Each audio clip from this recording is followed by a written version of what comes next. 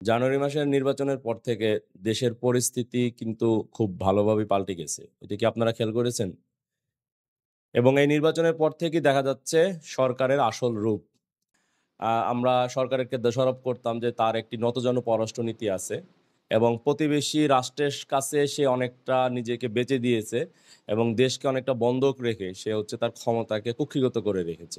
এবং এই জিনিসটা এখন একদম খোলাসা এবং প্রকাশ্য। এবং আপনারা প্রকাশ্যেই দেখতে পাচ্ছেন বাংলাদেশ রাষ্ট্রটি আর তার নিজের চরিত্রে, নিজের বৈশিষ্ট্যে বিদ্যমান নেই। এই দায় এবং এই দোষ কার? এই দায় এবং এই দোষ কিন্তু অনেকটা আমাদের উপর বর্তায়। কিভাবে? সাধারণ জনগণ মনে করছে যে তারা সাধারণ, তারা হচ্ছে আ জীবিকা অর্জন করে। তাদের সাথে রাষ্ট্রের খুব সম্পর্ক বেশি একটা নেই। কিন্তু দেখা যাচ্ছে যে বিভিন্ন সমস্যায় কিন্তু সাধারণ জনগণ বিভিন্ন দাবি-দাওয়া আবার সরকারের কাছে উপস্থাপন করতে চাচ্ছে। তাহলে আমরা এই যে বিরাজনীতিকরণের মধ্য দিয়ে যাচ্ছিলাম, যে রাষ্ট্রের সাথে বা সরকারের সাথে বা রাজনৈতিক দলগুলোর সাথে আমাদের সম্পর্ককে আমরা একটু দূরে সরিয়ে রাখছিলাম। আমরা চিন্তা করতেছিলাম যে রাজনৈতিক দলগুলো যেহেতু শুধু ক্ষমতা কেন্দ্রিক রাজনীতি করে, তারা ক্ষমতায় যেতে চায়। সুতরাং আমাদের সাথে তাদের সম্পর্ক কি? তারা তাদের মতো রাজনৈতিক কর্মসূচি দিবে, তারা হচ্ছে গিয়ে পিটনি খাবে, তারা মামলা খাবে, তারা দৌড়ের থাকবে। থাকুক, এটা তাদের ব্যাপার। আমরা হচ্ছে সাধারণ জনগণ, আমরা হচ্ছে উম আ জীবিকা অর্জন করব। আমরা বাসায় এসে রাত্রেতে শান্তিতে ঘুমাবো। আমাদের কারেন্ট থাকলেই হলো, আমাদের রাস্তায় যানজট না থাকলেই হইলো। আর হচ্ছে রাস্তা বড় হইলেই হইলো এবং হচ্ছে গিয়া এলাকার কিছু উন্নয়ন হইলেই হলো। তাহলে আমরা কেন হচ্ছে গিয়া মানে রাজনৈতিক দল কিংবা এই যে বিভিন্ন আ যে রাজনৈতিক সমস্যাগুলো আমাদের সামনে বিভিন্ন দল, ব্যক্তি উপস্থাপন করার চেষ্টা করে, সেগুলো নিয়ে কেন আমরা মাথা ব্যাথা করব? এরকম একটা চিন্তা, এরকম একটা মনোবাসনা আমাদের মধ্যে কাজ করে। ফলে হচ্ছে কি, আমরা এই যে বিপুল সংখ্যক জনগোষ্ঠী যারা শিক্ষিত, যারা অ্যাক্টিভ, যারা হচ্ছে রাষ্ট্রকে পরিচালনা করে, এ এই অর্থে যে তাদের অর্থ দ্বারাই, তাদের ট্যাক্সের টাকা দ্বারাই রাষ্ট্র চলে। তারাই কিন্তু সম্পূর্ণভাবে রাষ্ট্র সম্পর্কে বেখবর হয়ে গিয়েছিল গত ১৫ থেকে ২০ বছর। তারা সম্পূর্ণভাবে বেখবর হয়ে যাওয়ার কারণে ধীরে ধীরে এমন একটি রাষ্ট্র, এমন একটি সরকার ব্যবস্থা আমাদের দেশে জন্ম নিয়েছে, যে রাষ্ট্র এবং যে সরকার জনগণকে সামান্যতম গুরুত্ব দেয় না। আপনারা কি এই ব্যাপারটা খেয়াল করেছেন? যে এখন সরকার জনগণের কোনো অংশ যদি সরকারের কাছে কোনো একটা দাবি জানায়, আর সেই দাবিটি যদি সরকারের যে আব বা সরকার পরিচালনা করে যে দল, সেই দলের যে সামগ্রিক একটা চিন্তা কাঠামো আছে, যে সামগ্রিক রাজনৈতিক কর্মসূচি আছে, সেই রাজনৈতিক কর্মসূচির সাথে যদি না যায়, তাহলে এই সরকার এবং রাষ্ট্রের উপর পর্যায় থেকে এই জিনিসটাকে ভিন্ন খাতে প্রবাহ করার চেষ্টা করা হয় এবং এই জনগণের অধিকার বা দাবি-দাওয়াগুলোকে ধামাচাপা দেওয়া করার চেষ্টা করা হয়। এর কারণ কি? এর কারণ এই সরকার, এই রাষ্ট্র আপনার কথা শুনতে ন্যূনতম বাধ্য নয়। এখানে আমাদের অনেক বন্ধুরা আছেন, তারা গণতন্ত্র হারাম, তারা ইসলামিক রাজনীতি হারাম, রাজনীতি করা হারাম এবং নানাবিধ কথাবার্তা দ্বারা মানুষকে আরো বেশি বিভ্রান্ত করে ফেলেন। এই যে আপনারা বিভ্রান্ত করলেন, আপনারা হচ্ছে গিয়ে মানুষকে আরো বেশি বিরাজনীতিকরণ করলেন। তাহলে কেন আজকে এই সমস্যাগুলোর সামাল আপনারা দিতে পারছেন না? আপনারা কেন সমস্যার গোড়ায় যেতে পারছেন না? সমস্যার গোড়া হচ্ছে রাজনৈতিক, এবং এটাকে রাজনৈতিকভাবে আপনাকে মোকাবেলা করতে হবে। অথচ আপনারা হেঁটেছেন বিরাজনীতির পথে। আপনার রাজনীতিকে হারাম বলেছেন, ইসলামিক দলগুলোকে গোমরা বলেছেন, তারপরে হচ্ছে গিয়ে গণতন্ত্রকে হারাম বলেছেন, নির্বাচনকে বলেছেন কুফরি, কুফরি ব্যবস্থা। এই যে আপনারা দেশের একটি রাজনৈতিক ব্যবস্থাকে নষ্ট করে কার পক্ষ হয়ে কাজ করছেন? আপনারা কি একবার ভেবে দেখেছেন যে এই বিরাজনীতিকরণের কারণে আজকে এমন একটি দানব রাষ্ট্রের জন্ম হয়েছে যে আপনাকে ন্যূনতম গুনে না? দেখেন, আমরা গণতন্ত্র হালাল বা হারাম এটা নিয়ে আলাপ করতে চাই না। আমরা বুঝি, আমরা মানি এটি সুষ্ঠু নির্বাচন। কারণ একটি সুষ্ঠু নির্বাচনের মাধ্যমে আমরা একটি জবাবদিহিতামূলক এবং জনপ্রতিনিধিত্বশীল সরকার গঠন করতে পারব। আপনি যদি রাষ্ট্র ক্ষমতায় সৎ মানুষদেরকে চান, আপনি যদি রাষ্ট্র ক্ষমতায় আপনার সত্যিকার প্রতিনিধি চান, যারা সত্যিকার অর্থেই আপনার প্রতিনিধিত্ব করবে, সত্যিকার অর্থেই আপনার কথাগুলো রাষ্ট্রর দোরগোড়ায় পৌঁছে দেবে এবং আপনার কথা, আপনার যে চাহিদা, আপনার যে মনোবাসনা, সেই অনুযায়ী তারা রাষ্ট্রকে পরিচালনা করবে, তাহলে আপনাকে অবশ্যই সঠিক নেতাকে নির্বাচন করতে হবে। এখন আপনারা বলবেন যে জনগণের কথা দ্বারা নির্বাচিত হয়, জনগণের দ্বারা রাষ্ট্র চলবে। জনগণের কথা রাষ্ট্র চললে তো এটা আল্লাহর কথায় রাষ্ট্র চলল না। দেখেন, আল্লাহ তাআলার আইনে রাষ্ট্র চলা সেটা এক জিনিস, আর জনগণের ইচ্ছায় রাষ্ট্রের যে ব্যবস্থাপনা আছে, রাষ্ট্রের যে দৈনন্দিন কার্যক্রমগুলো আছে সেগুলো পরিচালনা করা ভিন্ন জিনিস। আমরা আল্লাহ তাআলার বিধান অনুযায়ী রাষ্ট্রের মৌলিক বিধানকে পরিবর্তন করতে চাই, সেটা আরেকটা ভিন্ন আলাপ। আর আমি এখানে উপস্থাপন করছি যে জিনিস, সেটা হচ্ছে ব্যবস্থাপনা, ম্যানেজমেন্ট। রাষ্ট্রের যে ম্যানেজমেন্ট হবে সেই ম্যানেজমেন্টে জনগণের অংশগ্রহণ কোথায়? আজকে দেখেন, আজকে রাষ্ট্র সম্পূর্ণভাবে কয়েকটি বেনিয়া গোষ্ঠী, বাণিজ্যিক গোষ্ঠী, কয়েকটি ব্যাংক, কয়েকটি ব্যবসায়িক ব্যক্তির সুবিধা অর্জনের লক্ষ্যে রাষ্ট্র কাজ করে যাচ্ছে, এবং একটি দল ক্ষমতায় থাকার জন্য রাষ্ট্রকে সর্বদিক থেকে পঙ্গু করে ফেলতেছে, রাষ্ট্রের প্রতিটা প্রতিষ্ঠানকে তারা ধ্বংস করে দিচ্ছে। অথচ আপনারা কিন্তু সেই গোড়াতে হাত দিচ্ছেন না। আপনারা এলজিবিটি সমস্যা নিয়ে স্লোগান তুলছেন, আমিও আপনাদের সাথে আছি। আপনারা পাঠ্যপুস্তকের সমস্যা নিয়ে স্লোগান তুলেছেন, আমরাও আছি আপনাদের সাথে। আপনারা আজকে এই যে ২ দিন আগে ফরিদপুরে যে ঘটনা, এই ঘটনায় আপনারা বিচলিত। এই যে বিচলিত হচ্ছেন, এই যে এলজিবিটি সমস্যা, এই যে পাঠ্যপুস্তকের সমস্যা, এই সমস্যার সব গোড়া কোথায়? এই সমস্যার গোড়া হচ্ছে গিয়ে একটি জনবিমুখ, জনগণের ইচ্ছা, জনগণের যে গণমানুষের যে চাহিদা, সেই চাহিদার থেকে বিমুখ একটি রাজনৈতিক দলের ক্ষমতায় থাকা। এই রাজনৈতিক দলে আমি আবারও বলছি, যেই রাজনৈতিক দল এই ক্ষমতায় আছে, এই রাজনৈতিক দলে যদি ক্ষমতায় থাকতো কিন্তু জনগণের ম্যান্ডেট নিয়ে, জনগণের সমর্থন নিয়ে, তাহলে এই সরকার, এই দলই এই কাজগুলো করতে পারতো না। আজকে এই সরকার এই কাজগুলো করতে পারছে কেন? কারণ জনগণের ন্যূনতম সাপোর্ট ছাড়াই তারা আজকে ক্ষমতায় আছে। তারা আজকে বৈষয়িক কিছু এজেন্ডা বাস্তবায়ন, কিছু অন্য রাষ্ট্রের এজেন্ডা বাস্তবায়ন, অন্য রাষ্ট্রের জন্য একটি উপনিবেশ তৈরি করার জন্য তারা আজকে ক্ষমতায় আছে। তারা জনমতকে দমন করতে চায়, তারা জনগণের কথা শুনতে চায় না। তারা কতগুলো ব্যবসায়িক গোষ্ঠী সুযোগ সুবিধা দেওয়ার জন্য তারা ক্ষমতায় বসে আছে। এর মূল কারণ হচ্ছে গিয়ে আমরা বিরাজনীতিকরণ করে ফেলেছি আমাদেরকে। আমরা মনে করছি প্রতিটা সমস্যা বিচ্ছিন্ন, প্রতিটা সমস্যা আলাদা করে সমস্যা সমাধান করতে হবে। না বন্ধুরা, এটা সম্পূর্ণ ভুল ধারণা। এই সম্পূর্ণ ভুল ধারণাই আমাদের মধ্যে প্রতিষ্ঠিত করেছে এই একটা গোষ্ঠী, যেই গোষ্ঠী বুঝিয়েছে যে তোমরা জনগণ, তোমরা খাও দাও, আইপিএল দেখো, ক্রিকেট দেখো, ফুটবল দেখো, শান্তিতে ঘুমাও, রাষ্ট্র আমরা দেখতেছি, আমরা তোমাদের উন্নয়নে কাজ করতেছি। আমরা তাদের কাছে দায়িত্ব ছেড়ে দিয়ে আমরা খাও দাও, ঘুমাও আর কাজ করো, এই কনসেপ্টে বিশ্বাস করে বসে আছি। অথচ রাষ্ট্রটাই আপনার হাতছাড়া হয়ে গেছে। আমি বারবার এক কথা জোর দেই, এই রাষ্ট্রে আমরা ট্যাক্স দেই, এই রাষ্ট্রের সাথে আমাদের চুক্তি হয়েছে যে রাষ্ট্র আমাদের ইচ্ছা পূরণ, রাষ্ট্র আমাদের কল্যাণের জন্য কাজ করবে, এর বিনিময়ে রাষ্ট্রের প্রতি আমরা আনুগত্য থাকবো এবং রাষ্ট্রকে আমরা ট্যাক্স দিব। সেই রাষ্ট্র আমার কল্যাণে কাজ করছে না আজকে। রাষ্ট্র আজকে কাজ করছে তার এজেন্ডা বাস্তবায়নের জন্য। এখানে নির্বাচন হারাম, গণতন্ত্র হারাম, এই কথাগুলোর কোনো গুরুত্বই নেই এখানে। আপনি কি নেতা নির্বাচন করবেন না? ইসলাম কি আপনাকে নেতা নির্বাচন করতে বলে নাই? নাকি যে কোনো একজন নেতা, আপনি কি স্বৈরাচার কায়েম করবেন দেশে? যে হ্যাঁ, অমুক একজন আলেমকে নেতা বানাবেন, সেই আলেম নির্বাচন করবে কে? সেই আলেম যে আলেম সেটা সার্টিফিকেট কে দিবে? আপনার এক গোষ্ঠী, একটা নির্দিষ্ট গোষ্ঠী, কয়েকজন ব্যক্তি মিলে একজন আলেমের কাছে বায়াত নিবেন, আর সারা বাংলাদেশের মানুষ তার কাছে বাধ্য যে তার কাছে আমরা রাষ্ট্রের ক্ষমতা দিয়ে দিতে? এটা কি ইসলামের বিধান? আপনারা যে খলিফায়ে রাশিদার কথা বলেন, খলিফায়ে রাশিদার খলিফাগুলো নির্বাচন হয়েছে কিভাবে? সিলেকশন হয়েছে কিভাবে? এটা আপনারাও ভালো জানেন, আমরাও ভালো জানি। আপনি নির্বাচন ব্যবস্থা ত্রুটির কথা বলতে পারেন, বর্তমান জনপ্রতিনিধি নির্বাচনের ত্রুটির কথা বলতে পারেন, আমরাও বলি।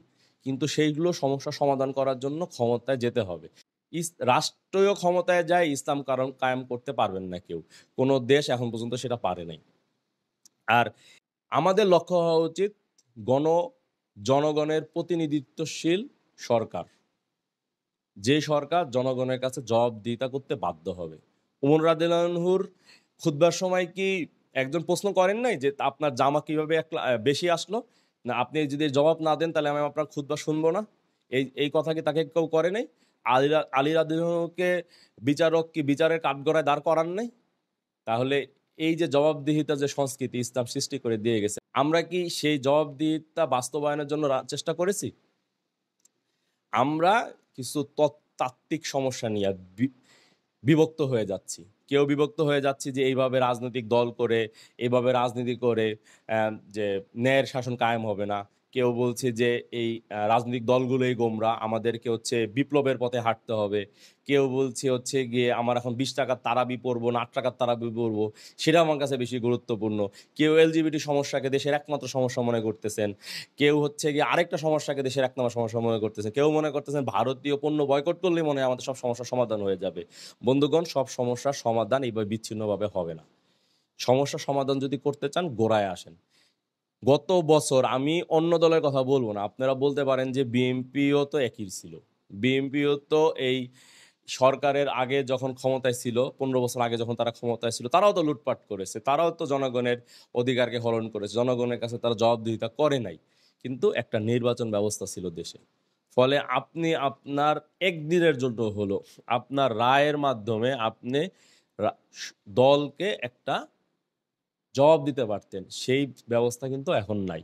এখন আমি অন্য দলের কথা বলব না। আমি আমার নিজের দলের কথা বলি। খেলাফত মজলিস গত ১ বছর প্রতিটা মাসে জেলায় সম্মেলন, বিভাগের সম্মেলন, থানায় সম্মেলন, মিছিল, মিটিং, ঢাকাতে মহাসমাবেশ, কি না করেছে গত একটা বছরে? আমরা কি আপনাদেরকে কানেক্ট করতে পেরেছি? দলের নেতাকর্মী ছাড়া কেউ কি এই মিটিং মিছিলে যান? কেন যান না? আপনারা মনে করেন যে আমরা যারা রাজনীতি করি তারাই শুধু হচ্ছে তাদেরই ঠেকা রাষ্ট্রকে ঠিক করা, আর আপনারা বসে, বসে মজায় খাবেন আর হচ্ছে গিয়ে টিভিতে দেখবেন যে আমাদেরকে কিভাবে পিটনি দেয় আর আমাদের কিভাবে জেলে ভরে, এটা দেখতে চান? তাহলে কেন আমি আপনার জন্য, কেন এই রাজনৈতিক দলগুলো আপনার জন্য পরিশ্রম করবে? এই রাষ্ট্রটা সবার। রাজনৈতিক দলগুলো কিছু গুটি কয়েক মানুষকে একত্রিত করে যারা রাষ্ট্রকে, সমাজকে নেতৃত্ব দিতে পারে। কিন্তু সেই নেতার পিছনে জনগণকে দাঁড়াতে হবে। জনগণকে শক্তি হিসাবে দাঁড়াতে হবে। আপনি হয়তো ২ দিন দাঁড়াবেন। বাকি ৫ বছর, ১০ বছর আপনি শুধু জবাবদিহিতা চাবেন। যে আমি তোমাকে সাহায্য করেছিলাম, আমি তোমাকে ক্ষমতায় আহরণে সাহায্য করেছিলাম। এখন আমাকে আমার অধিকার বুঝিয়ে দাও, আমার কল্যাণ আমাকে বুঝিয়ে দাও। জনগণ যদি পাশে থাকতো তাহলে কি এরকম একটি প্রহসনমূলক নির্বাচন এবং ভিন্ন রাষ্ট্রের শক্তিতে আরেকটা সরকার আবার ক্ষমতায় আসতে সাহস পায়? কিন্তু না, জনগণ কমপ্লিটলি ঘুমিয়েছিল।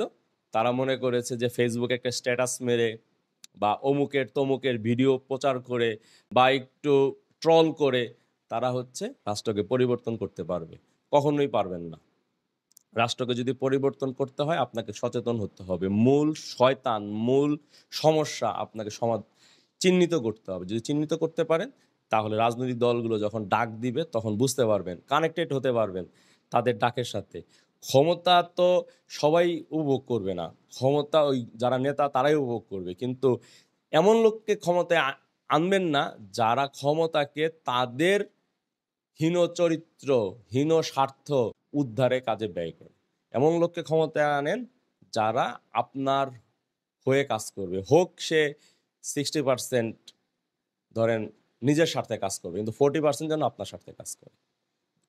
এইভাবে করে আমরা একদিন ১ বছর, ২ বছর, ৫ বছর, ১০ বছর পরে আমরা এমন একটা ভালো নেতৃত্ব গড়ে তুলতে পারবো যারা কম করে হইলেও ৭০% জনগণের জন্য কাজ করবে।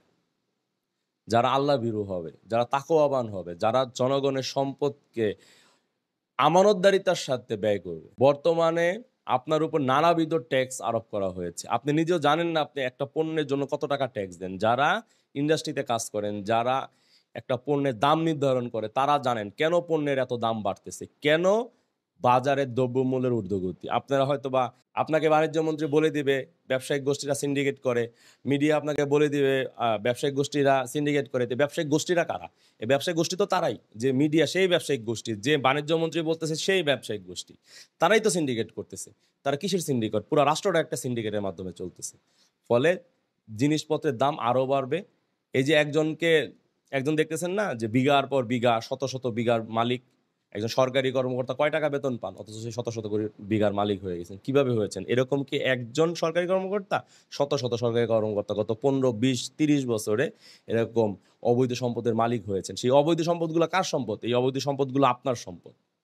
এই জিনিসটা যখন আপনি যতদিন বুঝতে না পারবেন ততদিন পর্যন্ত এইসব তাত্ত্বিক কথাবার্তা বলে ইসলামিক রাষ্ট্র কায়েম, ন্যায়ের রাষ্ট্র কায়েম, নানাবিধ যে তাত্ত্বিক কথাবার্তা আমরা প্রতিদিন আলাপ করি, এইসব আলাপ দ্বারা আমাদের কোনো ফায়দা আসবে না। আমাদেরকে প্র্যাকটিক্যাল হতে হবে। আমাদেরকে বুঝতে হবে সমস্যার সমাধান কোথায় এবং সেই সমস্যার সমাধান আমাদের ধাপে ধাপে অর্জন করতে হবে। এই অঞ্চলের মানুষ এখন পর্যন্ত একবারও কল্যাণমুখী রাষ্ট্র পায় নাই। তাকে আগে কল্যাণের রাষ্ট্র দেন, তাকে আগে ন্যায়ের রাষ্ট্র দেন। এদেশের মানুষের স্বপ্ন এখন একটি কল্যাণমুখী রাষ্ট্র, একটি জবাবদিহিতামূলক সরকার ব্যবস্থা। সেই জবাবদিহিতা সরকার ব্যবস্থার জন্য আমাদেরকে একটি সুষ্ঠু নির্বাচন এবং সঠিকভাবে জনপ্রতিনিধি নির্বাচন করার একটি সঠিক প্রক্রিয়ায় আসতে হবে। আর এই পুরো জিনিসটাই একটি রাজনৈতিক সমাধান এবং এই রাজনৈতিক সমাধানের জন্য রাজনৈতিক দলগুলোর পাশে জনগণকে দাঁড়াতে হবে এবং জনগণ তার প্রতিটি সমস্যার সমাধানের জন্য রাজনৈতিক দলের উপর আস্থা রাখতে হবে এবং এই রাজনৈতিক দলের পিছনে দাঁড়িয়ে বিদ্যমান যে কাঠামো আপনাকে শোষণ নির্যাতন করে যাচ্ছে সেই কাঠামোর বিরুদ্ধে প্রতিরোধ গড়ে তুলতে হবে। যদি না গড়ে তোলেন, নতুন নতুন সমস্যা দ্বারা আপনি জর্জরিত হবেন। আপনার যে স্বপ্নের বাংলাদেশ, সেই বাংলাদেশ ধ্বংস হবে। বিদেশে গিয়ে পালিয়ে তো বাঁচতে পারবেন না। কয় কোটি লোক বিদেশে পালিয়ে যাবেন? আপনি আপনার ছেলেকে বিদেশে পাঠিয়ে দিচ্ছেন, আপনি তো এই দেশে থাকবেন। আপনার ছেলে ওই দেশ থেকে একটা সংক্ষুব্ধ হয়ে একটা পোস্ট দেবে, আপনাকে ধরে নিয়ে যাবে জেলখানায়। আপনি কোন রাষ্ট্রে বাস করতেছেন একবার চিন্তা করে দেখুন। এই রাষ্ট্র, এই দল, এই সরকারকে আমরাই বাধ্য করতে পারি, জনগণই বাধ্য করতে পারে এবং এই জনগণের নেতৃত্ব দিবে কোনো না কোনো রাজনৈতিক দল। সো রাজনৈতিক দলকে দূরে সরিয়ে দিবেন না। বিরাজনীতিকরণের যে ফাঁদ, এই ফাঁদে পা দিবেন না। দয়া করে এই ফাঁদে পা দিবেন না।